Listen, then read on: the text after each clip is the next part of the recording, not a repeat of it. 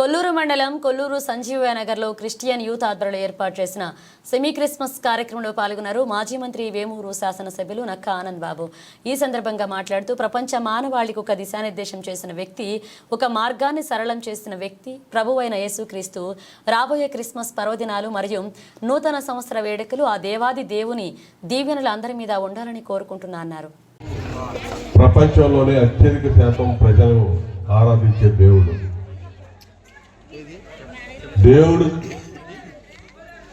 అనేదానికంటే ఒక సంస్కర్త కూడా యేసు ప్రభు.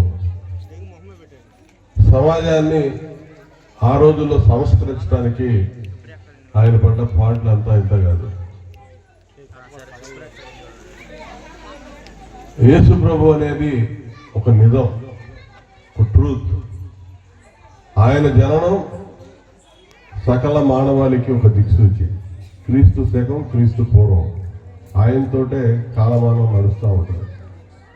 అంత యథార్థమైనటువంటి క్రీస్తు పుట్టుకని ప్రపంచవ్యాప్తంగా ఎంతో భక్తి ప్రపత్తంతో అత్యధిక శాతం ప్రజలు జరుపుకుంటారు.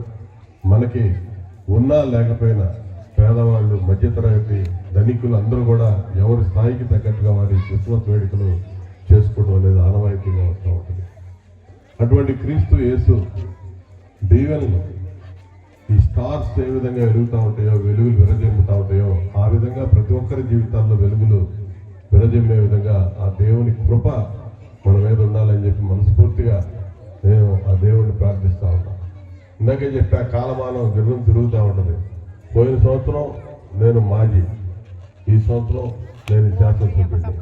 మీరందరూ అభిమానంతో మూడోసారి శాసనసభ్యుడిగా ఈ నియోజకవర్గం ఎన్నికై మీరు సేవ చేయాలనే తలపుతో ప్రజలు నన్ను ఎన్నుకున్నారు.